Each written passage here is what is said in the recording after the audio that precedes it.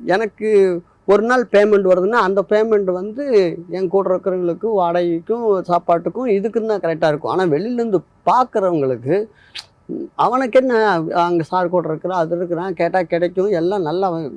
இருக்கிறான்ல, அப்படி. அப்படின்ற ஒரு பார்வை இருக்கும். ஆனா நமக்கும் அந்த கரெக்ட்டான பொசிஷன்ல போயிடுது. அரட்டை காய் கடன் கேட்காத அளவுக்கு போய்க்கிட்டு இருக்கும். ம். அது அவங்களுக்கு தெரியாம, இந்த நல்ல டைம்ல போய் நமக்கு ஹெல்ப்னு கேட்குறப்ப கூட அவங்க பண்ணலையல்ல, அப்படிங்கிறது அவங்களுக்கு ஸ்ட்ரைக் ஆயிடுச்சு. ம். அதனால அவங்க படம் பண்ணுறப்போ கூப்புள்ளியோ ம். அப்படின்னு நான் சரி ஓகே எல்லாமே சந்தர்ப்ப சூழ்நிலை தானே அப்படின்னு விட்டுட்டேன். ம்.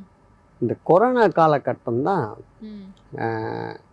எல்லாருமே பாதிக்கப்பட்டோம். ஆமா. டோட்டலாக பெரியவங்க, பணக்காரங்க, சேலை, வீலை யாருமே பாகுபாடு இல்லாமல் பாதிக்கப்பட்டோமா.